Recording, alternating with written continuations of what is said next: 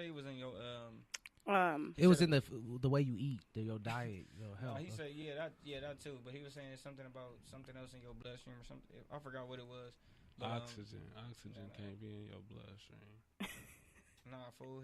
He was saying something else about how you get diseases. I'm not too sure, but yeah, I know you're talking about that. Yeah, he's the doctor, like you said, the holistic doctor, and basically he was putting number of doctors out here in the States. He was putting them at risk of losing their jobs because he was finding a cure, and it's been said that they took him out, like the government took him out, because of that. And Nip was doing a documentary on him, and a lot of people are saying that has a lot to do with him dying because he was taking on this documentary. Well, it's government or not, it really does. He was basically going to go do a meeting with the police and have them do a gang development type thing. So it's like, I can't say it was that. I can't say it was because he was doing a documentary. Yeah, I'm not saying that it was. I just want to, I feel if he would have did that, he really would have helped the community. And they would have probably looked at us way different. It would have been a time and changing every black person ain't a problem. Like Nipsey tied it up. Yeah. So if a dude tied it up, exactly. To you, and you wouldn't approach him like a bad guy. Exactly. And I feel like we needed so many more of him like that. He was gonna change the way America he definitely was. And he was a powerful dude. Dude, like nigga, like that's why I he was the right Very one. smart. He was the right one to lead on and carry that because he changed his whole perception of himself to where people was like, "Oh, Nipsey is amazing." You feel me? Yeah. Like you see how much power this dude bring in from city to city, Chicago, Houston, everybody celebrating Nipsey, Detroit, New York, everybody out there. It was everybody. Like everybody they lighting candles everywhere. This is across the world. This is not just the masses. L.A. Yeah. On me. Like we love them and we know them, but they love him and they know him off of music. They just off the music and the interviews. If you listen to his interviews, he's so intellectual. Like the boy's smart. He was advanced. That's like I said. Like he was the prime reason why I started this podcast. And like it hurts me even more because I have for so long been like just somehow trying to get it to him, his attention, because like I said, he was why I started for rappers like him, and it just for him to be taken away from us like this is just it's. We need more people like him. I mean, we live in this era in this industry now where it's just nothing but copy and paste. Yeah. I see the same damn shit. They looking the same. They sounding the same. I'm hearing the same damn shit, and I'm getting tired of it. Where I gotta listen to other genres sometimes just to even like what this is something different. I'm hearing the same stuff, but we need more people like him. We need more people that is different and that's not scared to be different. Yeah. What I want to talk about though is Kodak Black. Do you feel like he disrespected Nipsey? Just so anybody listen, if you don't know what he said that he gives Lauren London a year until he's hollering at her.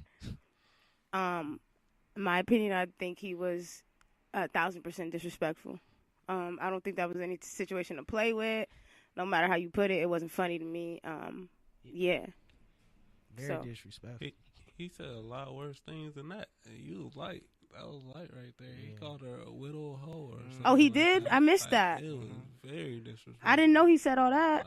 That is embarrassing. I did not know he said all that. That's dang. I'm mad he black right now because that just made us look bad as hell. And that's I don't know what he's on, but that's what I mean. Like it's.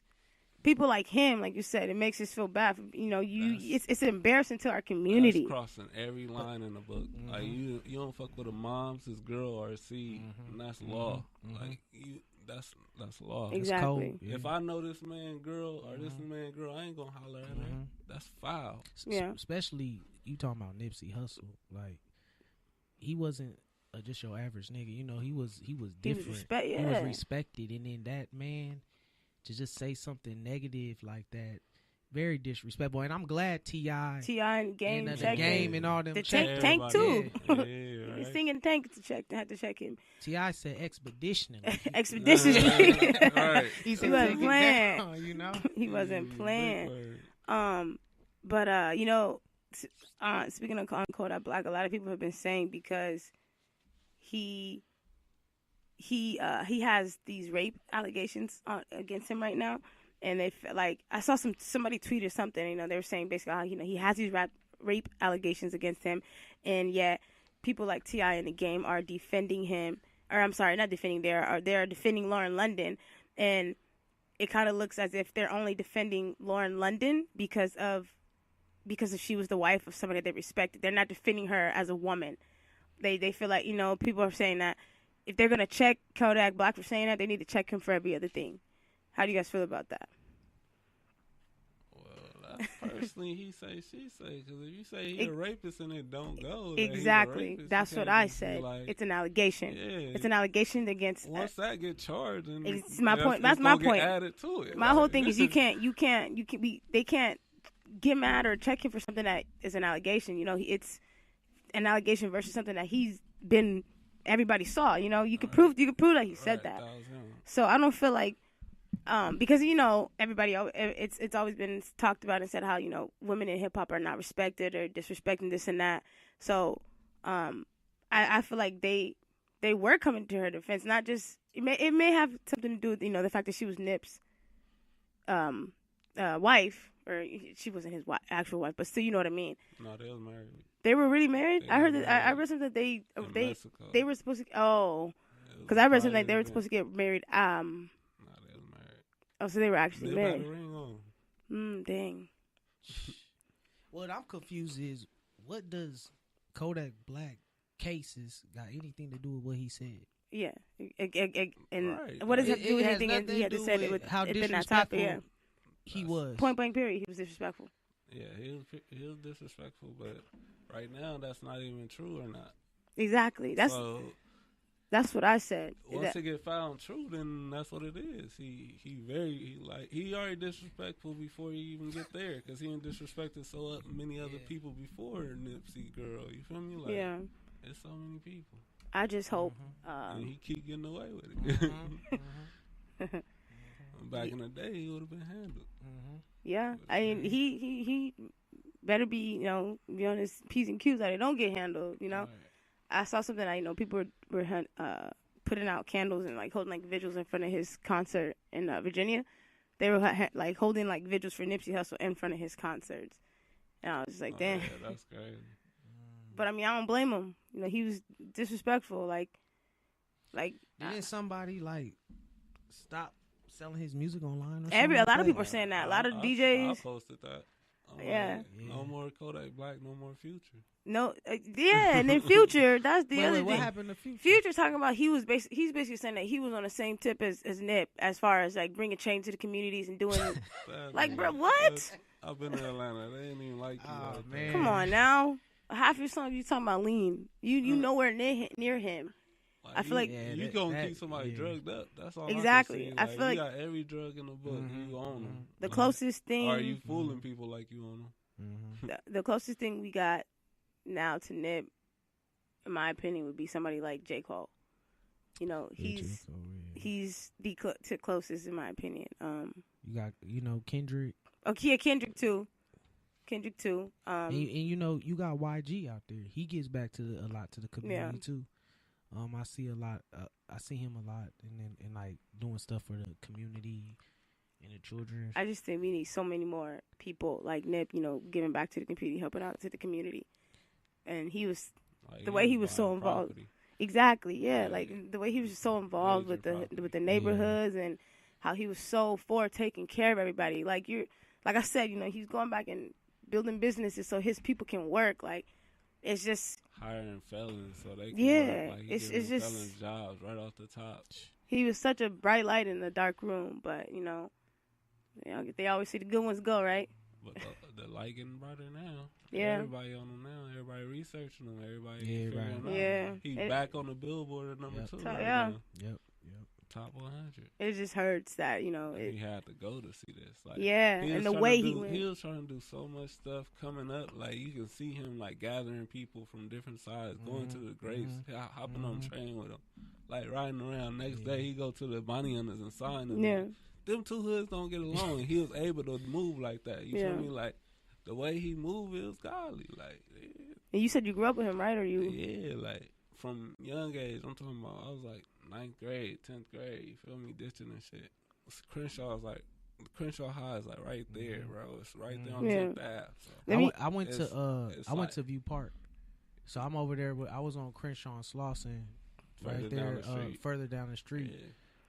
Yeah. So yeah, he was always in the area. He was always in the neighborhood, and people that. But he brought that parking lot to life. Yep. You go in that parking lot back then, bro. You a rap. You really gotta know somebody. It was like I ain't gonna lie. I ain't gonna say I'm the hardest nigga or the baddest nigga, but at the end of the day, I ain't been on the bad side. That's how I know this man. So at the end of the day, a nigga go over there. You really gotta know people. You can't just back in the day. You couldn't just walk in that parking lot and go to that T-shirt or go to the burger stand. That was out. You have to really know them. Yeah. Before we wrap up, see, I told y'all time is flying. But I want to just ask you, how does it feel, like with you guys being black men? How does it feel that a black man took another black man's life? Black man took Nip's life. How does that feel for you guys? Like, what do you get? I'm tired of it.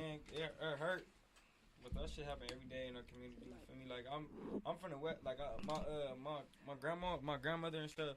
She's still on the west side, so I'll be on the west side too. You know what I'm saying? Like right up the street from Nipsey shop. Like all that.